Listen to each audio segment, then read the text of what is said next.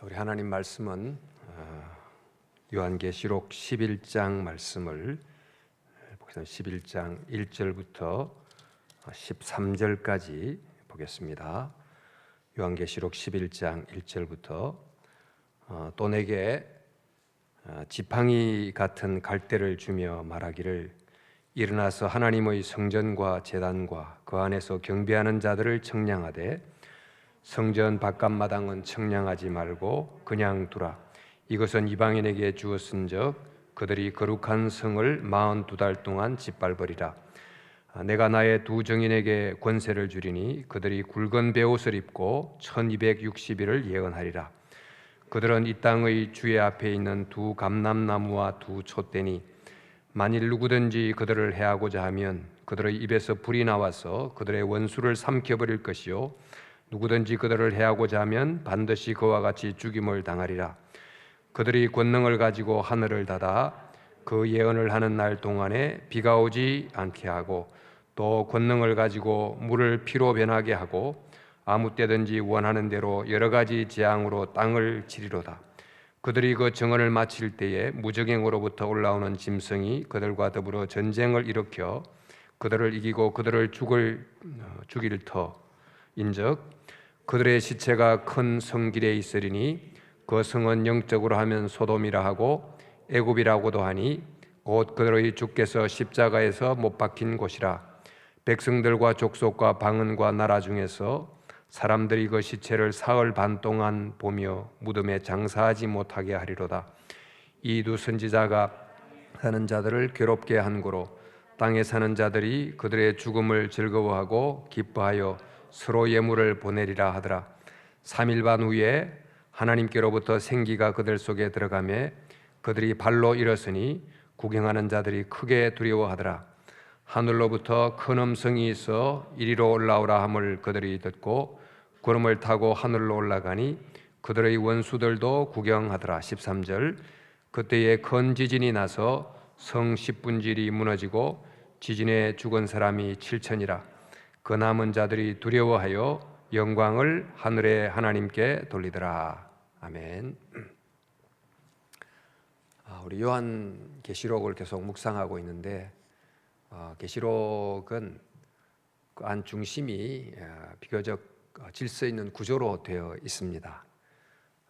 이제 7가지 인심판, 또 7가지 나팔심판, 7가지 대접심판, 이것이 아주 중심 구조를 이루고 있는데 그 7가지 인제 심판에 7인이 떼질 때 7 나팔이 불기 시작하고 또 7 나팔을 불 때 7 대접이 붙는 심판이 일어나는데 그 중간마다 막간 장면이 나옵니다. 즉 심판이 일어나는 장면은 우리 눈에 이 땅에 보이는 일종의 역사적 현실인데 그 눈에 보이는 역사적 현실 넘어 하늘에서 일어나는 또 우리가 조심해서 관찰하지 않으면 알 수 없는 그런 막간의 내용을 이제 기록해 두므로 우리가 눈에 보이는 드러난 일도 있지만 그러나 그 너머 보이지 않는 어떤 역사하심이 있다는 것을 계속 일깨워주는 그런 문학적 장치가 요한계시록에 있습니다. 우리는 지난주까지 나팔 소리와 함께 일어나는 심판의 내용을 봤습니다. 그런데 이 사건이 일어난다 할지라도 그 사건의 의미를 아는 것은 또 다른 문제입니다. 우리가 역사 속에 여러 가지 사건들이 일어나지만 그 사건을 그냥 팩트로 아는 것과 이것이 왜 일어났는지 무슨 목적을 위해서 이 일이 허락됐는지를 아는 것은 조금 차원이 다르지요.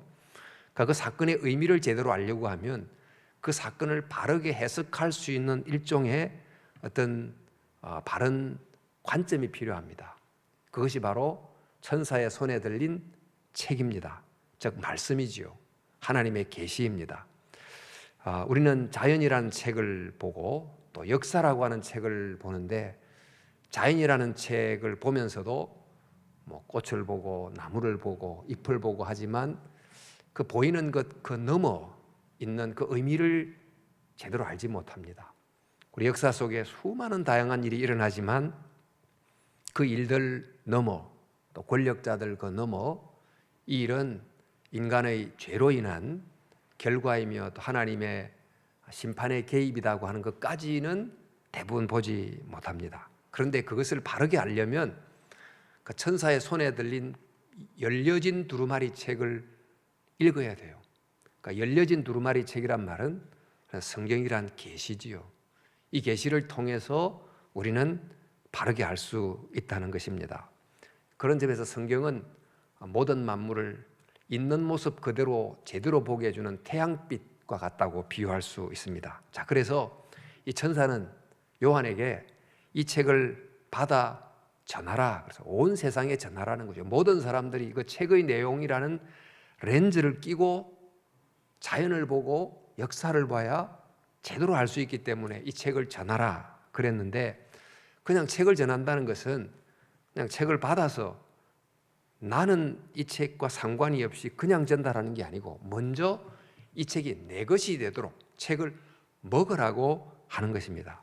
먹은 자만이 전할 수 있어요. 이 복음이라는 것은 먼저 먹고 내가 그것을 충분히 이해한 다음에 이 말의 내용을 전달받는 사람의 언어로 그들의 문화 속으로 들어가서 복음을 전해야 됩니다.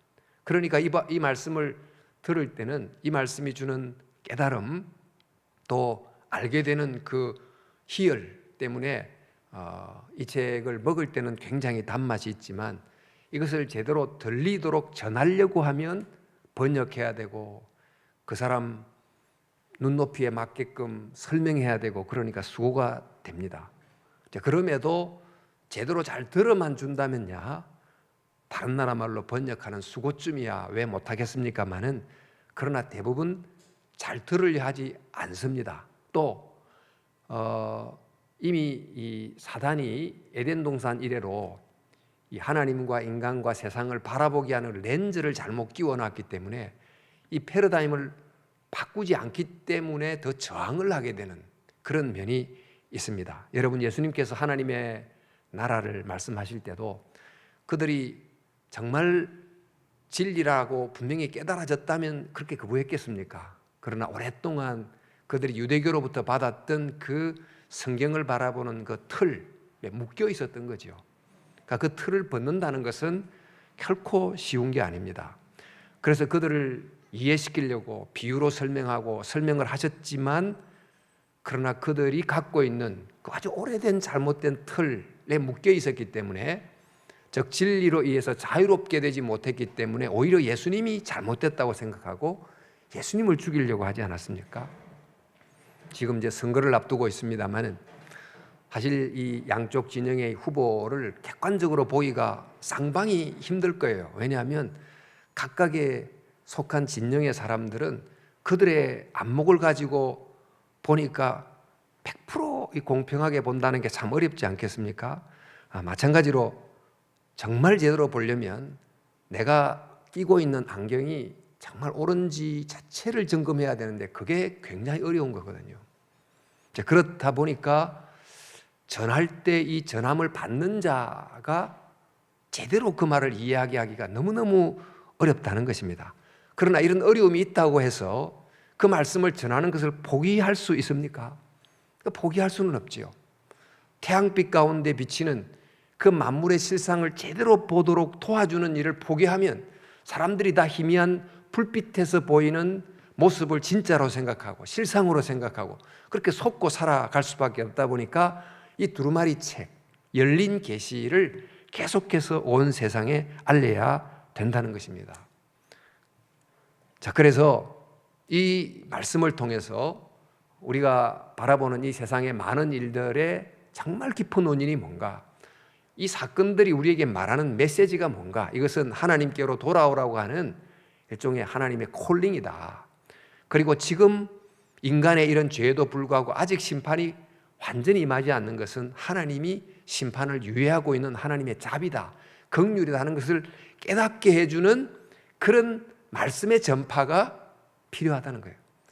그러니까 이 6가지 인, 또 6가지 나팔이 불면서 생겨나는 이 하나님의 심판, 죄의 결과가 전개되는 역사 속에서 죄의 결과만 전개되지 않고 그 죄의 결과로부터 건져내려고 하는, 즉 하나님의 말씀을 전하려고 하는 이런 하나님의 구원, 하나님의 선교가 함께 일어나고 있다는 것을 우리에게 이야기해 주고 있습니다. 자, 오늘 이제 드디어 11장으로 들어가는데, 그래서 요한이 이런 어려움 때문에 말씀을 전하는 것을 주저했던 것 같아요. 그러니까 다시 예언하라, 다시 전하라 하고 말씀하시고는 요한에게 갈대로 된 자를 줍니다.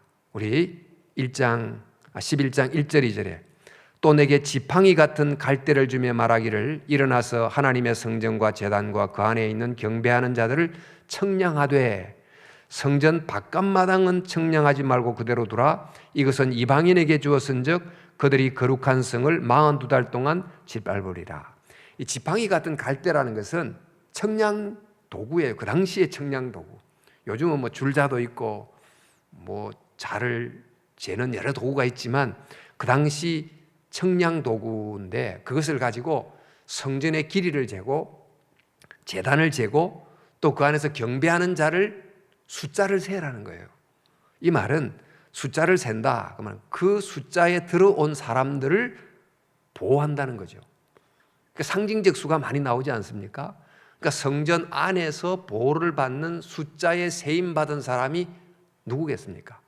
다 합치면 14만 4천이겠죠. 이 사람들을 보호를 합니다. 그런데 성전 바깥의 뜰은 청량하지 말라. 그것은 그대로 두라 하는 것입니다. 이 성전 밖의 세상은 정말 하나님의 보호를 거부한 사람들이 사는 말 그대로 세상입니다. 그러니까 이 세상은 하나님의 통치를 받지 않고 살아나가는 세상인데, 자, 지금 이 성전 안에 있다는 것은, 보호를 받는다고 하는 것은 비록 바깥은 아직 심판받는 세상이지만, 그러나 하나님의 은혜 아래서 말씀을 통해서 구원받음을 알고 또 천국을 이해하고 또 은혜 안에 살아가고 있다는 것입니다. 그런데 성전 밖에는 이방인들에 의한 정말 큰 고난이 주어진다. 이 말은 이제 그 말씀을 전해야 될 그 세상이란 현장 속에는 정말 어려움이 있고 또 하나님의 보호를 거부한 사람들로 차고 넘치는 고통과 박해와 핍박이 있다, 이런 뜻입니다. 자, 여러분, 우리 크리스찬으로 살아가는 것은 이제 한편은 성전 안으로 상징되는 하나님의 보호 안에서 또 그분의 은혜를 누리며 힘들지만 믿음을 지키며 살아나가는 것이 한 축이 된다고 하면, 또 하나는 우리가 이 땅에 있는 동안 우리에게 맡겨진 영혼을 주께로 인도하려고 하는 부단한 선교적 노력, 이게 중요한 두 축이 되지 않습니까? 우리가 한 영혼을 인도하여 드릴 때 얼마나 힘이 듭니까? 그러니까 많은 인내가 필요한 것은 이른바 성전 바깥뜰의 고난에 비유할 수도 있겠습니다. 그 당시는 로마에 의한 엄청난 핍박이지만 요즘 같으면 한 영혼을 주께로 인도하기 위해 드는 수많은 수고에 비유할 수 있겠습니다. 자, 그 당시에는 굉장한 초대교회 순교를 만들어내는 핍박이 있었습니다만, 이 핍박이 어디로부터 왔는가 보니까 이방인들이 성전 밖을 짓밟는다, 이렇게 되어 있는데, 여기서 이제 이방인들이 짓밟는다는 게 무슨 내용입니까? 표면적으로는 그 당시에 핍박했던 로마를 뜻하는 것인데, 그러나 요한계시록에 용, 짐승 이렇게 언급하는, 그러니까 교회를 핍박하는 그 당시의 핵심 이 악의 권력이 로마이지요. 근데 로마지만 이 책을 편람을 하면서 교회가 돌려보는데 로마란 이름이 직접 나오면 이 굉장히 위험하니까 로마란 말은 하나도 들어가 있지 않아요. 근데 여기서 이방인은 1차적으로 로마인데, 로마라고 말하지 않고 이방인 말하면서 이 말씀을 듣는 그 회중들에게 어떤 사건을 떠올리게 하느냐 하면, 그 유대인들에게 가장 잔인했던, 그들을 짓밟았던 이방인 누구냐 하면 바로 안티오쿠스 4세라는 사람이에요. 이 사람 이야기는 가끔 이제 들어보셨겠지만, 성전에 돼지 피를 사용해서 제사를 드리기도 하는 등 엄청난 고통을 안겨다 준 가장 악랄한 이방인이었는데, 그가 그렇게 성전 바깥을 짓밟았던 고통을 가져왔던 그 사건을 떠올리면서 지금 이 세상 속에 어떤 일이 일어나고 있는가를 설명을 해줍니다. 그런데 그가 통치했던 기간이 언제냐면 BC 167년부터 164년까지 3년 반 기간을 그렇게 힘들게 복종을 했어요. 근데 3년 반을 달수로 한 사람은 몇 달이죠? 42달이에요. 오늘 성경에 42달, 42달이 곧 3년 반, 한때, 두때, 반때라고 하는 게 바로 이제 42달인데, 이 당시 42달은 엘리야가 바알 선지자와의 대결을 하면서 하나님이 그 이스라엘에게 진노를 내렸을 때 극심한 가뭄이 왔던 기간이 바로 3년 반이에요. 그리고 또 이 3년 반이라고 하는 것은 이 숫자를 통해서, 그러니까 숫자를 통해서 우리의 상징이 담고 있는 깊은 의미를 그냥 직관적으로 우리에게 알려주고 있는데, 3.5잖아요. 3.5는 7의 절반입니다. 그러니까 우리가 경험하게 될 영원한 시간을 7로 비유하자면 3.5는 그의 절반이니까 우리가 지금 받는 이 환난의 기간이 영원 하나님께로부터 받을 것에 비하면 반도 안 된다. 그러니까 견딜 수 있다. 또 이 기간은 제한되어 있다. 이런 의미를 가지고 있기도 합니다. 또 사실 42 속에 담긴 또 다른 의미를 찾으면 이스라엘이 광야에서 계속 장막을 옮겨 다니는데 42번 거점을 옮겨 다닙니다. 그리고 정확하게 42년을 광야에서 방황을 했던 이런 것을 통해서 이 42달이라고 하는 것은 우리 이 세상이 겪는 고통의 시간으로 보시면 됩니다. 초림부터 재림까지 일어나는 총 시간을 42달이라고 의미한다고 보면 되겠습니다. 자, 여러분, 이렇게 초림과 재림 사이에 하나님의 보호하심도 있지만 고난과 박해가 함께 있습니다. 하나님의 말씀을 통한 영혼의 단맛을 느끼기도 하지만 그 말씀을 지키려고 할 때, 그 로마 사회에서 말씀대로 살 때 얼마나 고통스러웠어요. 우리 시대도 또 하나님의 말씀에 순종하며 사는 것이 얼마나 힘이 듭니까? 이 두 경험을 함께 붙들고 우리가 살아가는 것입니다. 그런데 이럴 기간 동안에 교회가 그 가운데 해야 될 중요한 일이 뭔가? 그 첫 번째는 성전 안에 있으면서 하나님의 보호하심을 누리는 거죠.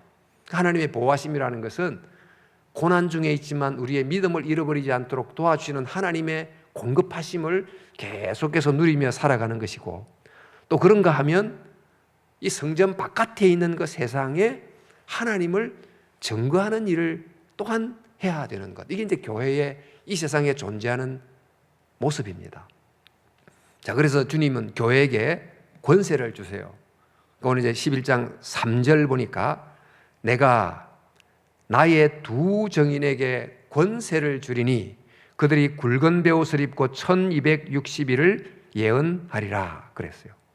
그러니까 두 정인에게 권세를 줬다 그래 되어 있는데, 이 정인은 반드시 유대율법에는 두 사람 이상이라 해야 됩니다.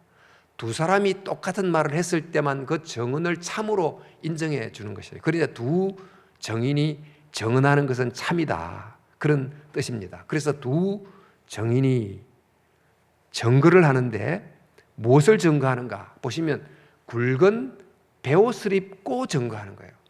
그러니까 베옷은 성경에서 어떤 의미를 가지죠? 회개할 때 베옷을 입는 거죠.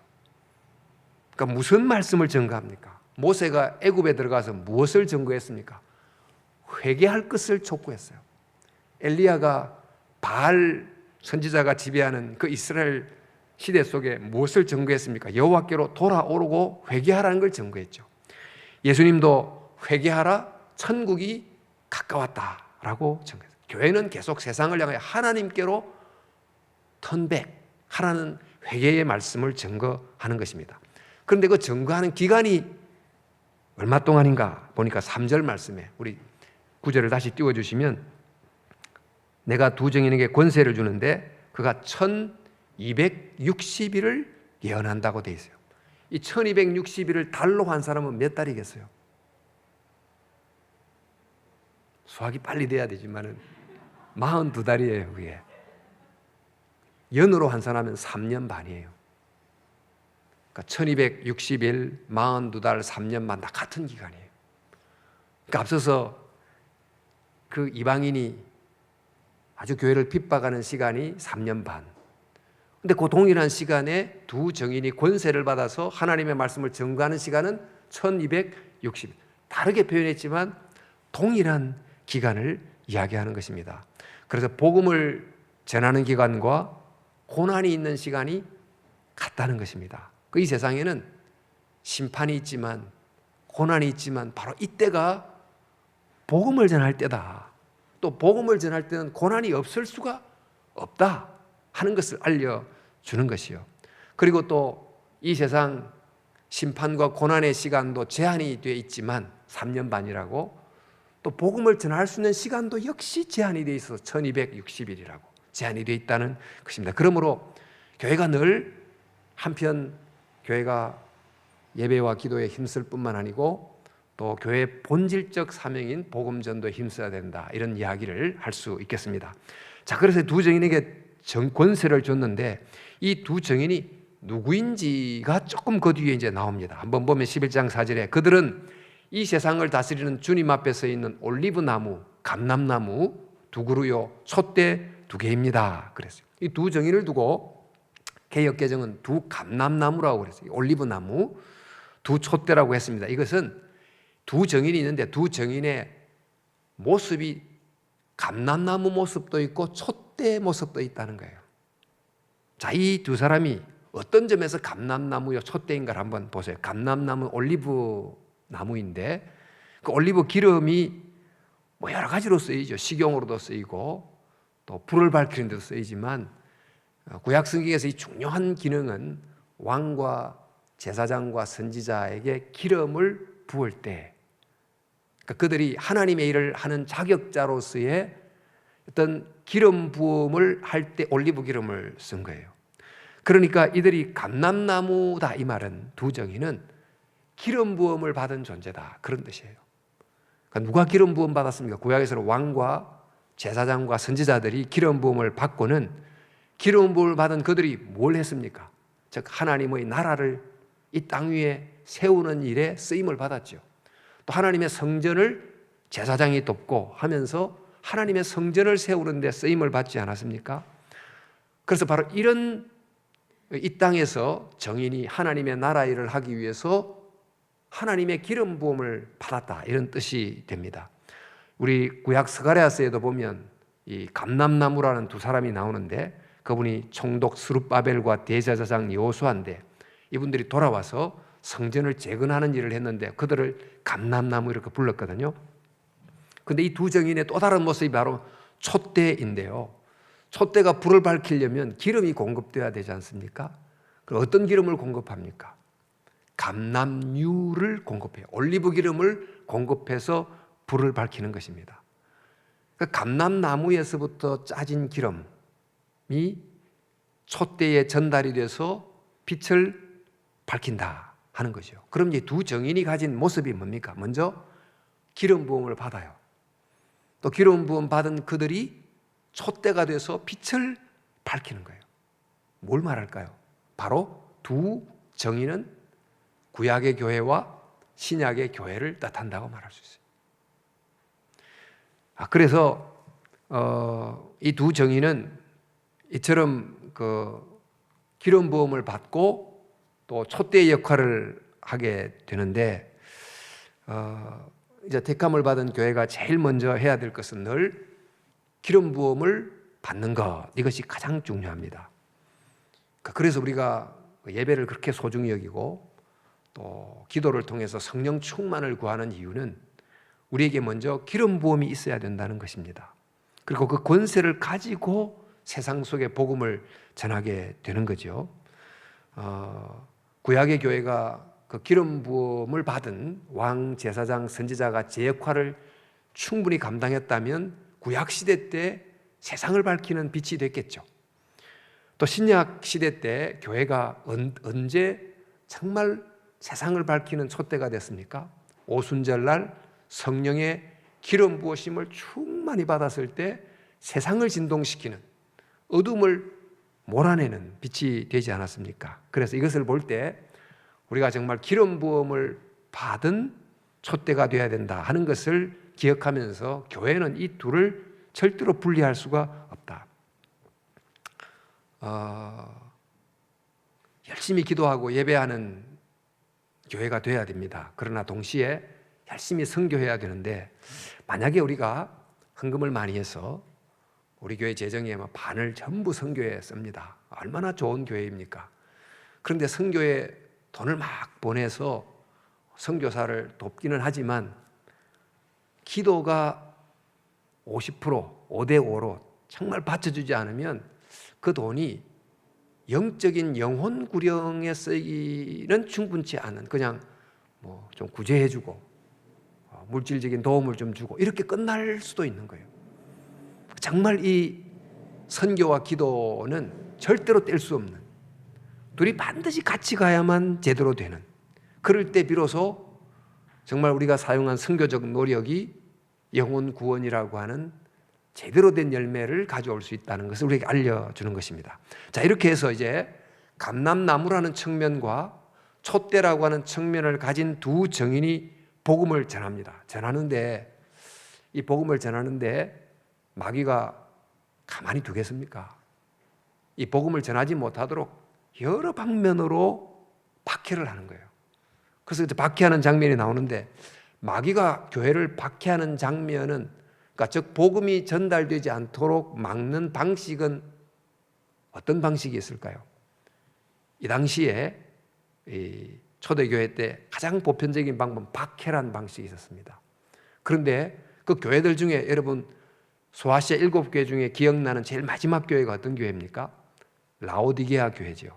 미지근하다고 그래서 책망을 받았던 라오디게아 교회처럼 교회가 제 역할을 잘하지 못하도록 방해하는 두 번째 방법은 나태함과 유혹이라는 방법으로 교회를 무력화시킬 수가 있는 거예요.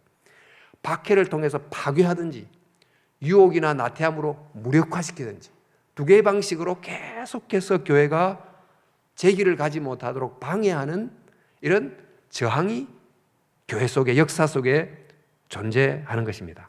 그런데 역사 속에 그런 일이 일어나게 될 때 그런 마귀의 작용도 있지만, 오늘 성경에 보니까 그럴 때마다 두 정인의 입에서 불이 나와서 그들의 원수를 삼켜버릴 것이요, 5절 말씀에 누구든지 그들을 해하고자 하면 그들의 입에서 불이 나와서 그들의 원수를 삼켜버릴 것이요, 이렇게 되어 있어요. 우리 입에서 칼이 나온다, 입에서 불이 나온다, 이 말은 입에서 말씀이 나온다는 거예요. 그러니까 정인의 무기가 뭐냐면 칼이 아니에요. 정인의 무기는 입에서 나오는 불 같은 말씀이에요. 칼 같은 말씀이 나와서 원수를 이긴다. 그 말은 복음으로 거짓을 이기는 진리의 말씀을 전하게 됐다. 그렇게 함으로 마귀를 이기게 하고 주님께로 돌아오는 사람들이 자꾸 생기게 함으로 원수를 이겨버리는 그런 일이 일어난다는 것입니다. 그래서 11장 5절에 만일 누구든지 그들을 해하고자 하면 그들의 입에서 불이 나와서 이렇게 되어 있습니다. 자, 여러분, 로마 제국이 굉장한 핍박으로 정언을 못하도록, 즉 예수님이 왕이십니다, 주님이십니다, 그러면 그대로 핍박과 순교를 하게 했으니까 그 정언, 예수님이 왕이라고 하는 그 진리의 정언을 못하도록 막았는데 결과 어떻게 됐습니까? 순교를 당했습니다. 그럼 목숨을 내어줌으로 복음을 정언했는데 그 결과 많은 사람들이 회심하고 로마가 기독교를 받아들이게 됐어요. 그러니까 원수를 폭력으로 이긴 것이 아니고 많은 이들이 주께로 돌아오게 함으로 원수를 이겨버린 거죠. 그런데 드디어 로마가 기독교를 국교로 받아들이고 난 다음은 어떻게 됐습니까? 사단이 이제 졌다 하고 물러갔습니까? 다른 방식으로 교회를 공격해요. 그때는 아무런 핍박이 없고 교회를 가면 명예를 얻고 높은 자리에 올라가고 하는 이런 유혹과 부패와 타락이라는 걸 통해서 교회의 내적인 능력을 다 무력화시켜서 굉장한 타락이 오게 됐잖아요. 자, 그럴 때 또 어떤 일이 일어납니까? 종교개혁 때 종교개혁자를 통해서 다시금 말씀의 불, 가지고 정화를 하면서 종교개혁이 일어나죠. 이런 일이 일어나게 된다는 거예요. 그런데 이 두 증인의 모습을 보면 이 두 증인의 모습이 정말 엘리야와 모세를 굉장히 닮았는데, 구약의 엘리야는 당시 바알 선자와 대결해서 말씀을 전거했던 선지자였죠. 모세는 파라오의 왕과 대결해서 하나님의 말씀을 전거한 증인이 아닙니까? 그래서 11장 6절에 보니까 그들이 두 증인입니다. 권능을 가지고 하늘을 닫아 그 예언을 하는 날 동안 비가 오지 못하게 하고, 이 누구를 말할까요? 하늘에서 비가 오지 못하게 했던 유명한 선지자가 엘리야 아닙니까? 그리고 권능을 가지고 물을 피로 변하게 하고 나일강 물을 피로 변하게 했던 놀라운 기적을 베푼 자가 누구죠? 모세이지요.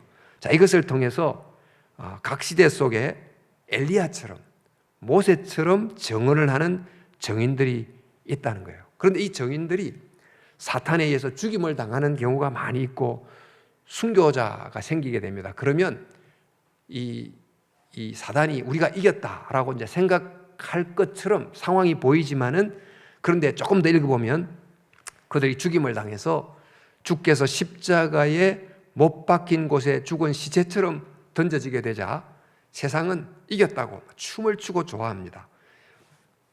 10절 말씀에 땅에 사는 자들이 그들이 죽음을 즐거워하고 기뻐하여 그랬습니다. 그들이 이긴 것 같습니다. 그런데 사흘 반 동안 무덤에 있는 가운데 생기가 들어가서 그들이 발로 일어나고, 또 하늘에서 음성이 있기를 이리로 올라오라, 그리고 구름을 타고 올라간다, 이런 내용이 있습니다. 11장 12절 한번 볼까요? 하늘로부터 큰 음성이 있어 이리로 올라오라 함을 그들이 듣고 구름을 타고 하늘로 올라가니 그들의 원수도 구경하더라. 여기 이제 구름을 지금 보십시오. 주께서 십자가에 못 박힌 곳에 죽고 그러다가 이리로 올라오라는 음성을 듣고 구름을 타고 올라가고, 지금 누가 연상이 되죠? 예수님이 연상이 되죠.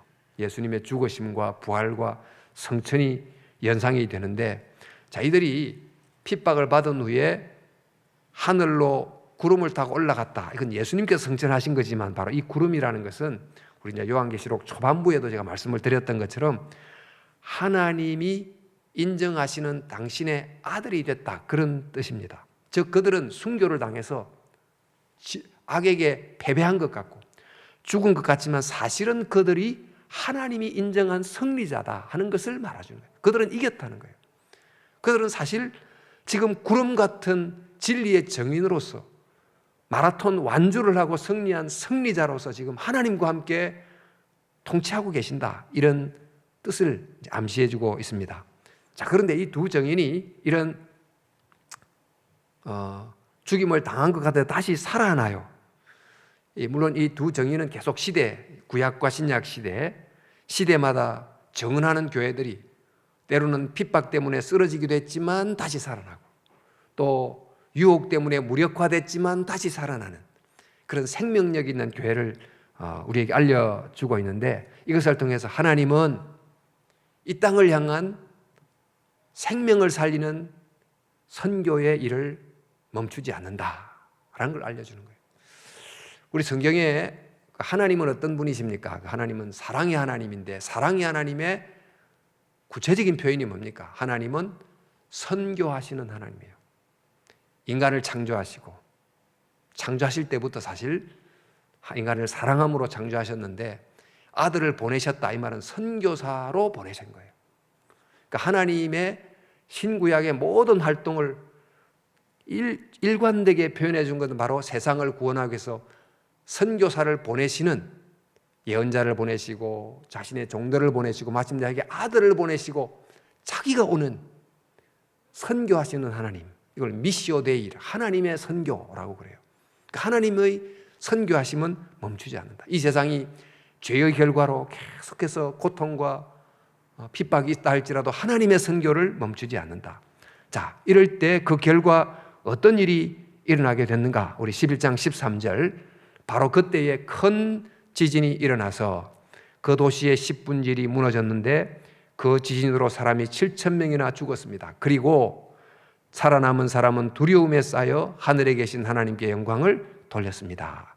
자, 이렇게 두 증인이 증거를 함으로 일어난 두 결과가 상반된 결과가 나타났어요. 하나는 도시의 10분질이 무너지고 지진으로 사람이 죽었다.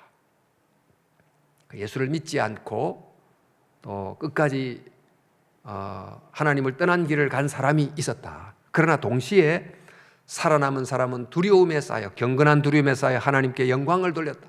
구원받은 백성이 있었다. 이 두 종류의 결과를 만들게 됐다고 하는 것입니다. 자, 여러분 이제 말씀을 좀 맺으면서 지금 코로나 이후 시대를 우리가 이제 가고 있습니다. 교회가 앞으로 어떻게 해야 되는가? 많은 질문 앞에 서 있습니다.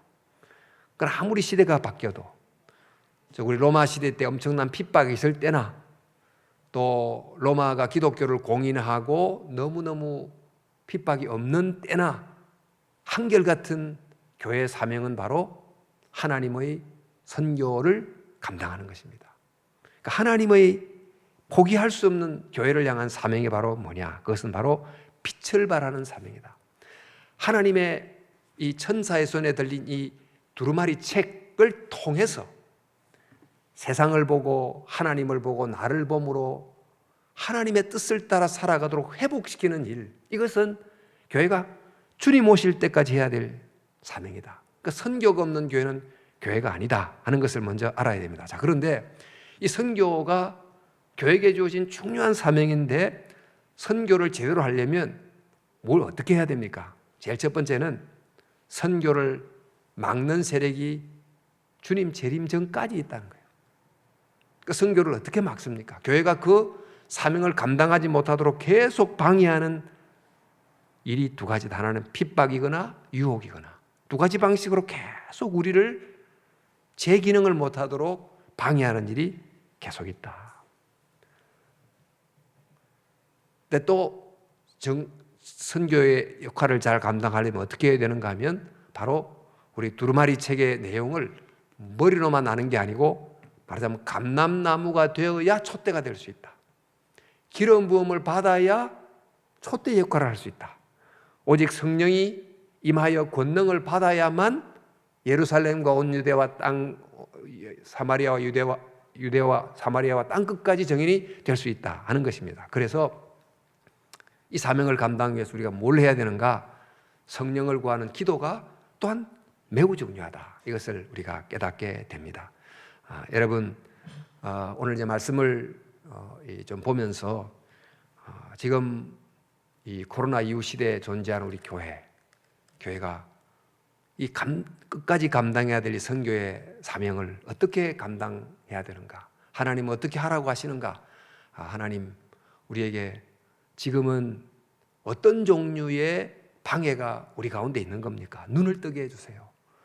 또 어떤 종류의 방해가 있을지라도 하나님의 기름 부으심을 받음으로 그 사명을 감당하려고 하면 주께서 힘 주신다는 걸 믿고 끝까지 하나님의 선교를 감당하는 교회가 되게 해주시옵소서. 이렇게 기도하는 저와 여러분이 되어야 될 줄로 믿습니다.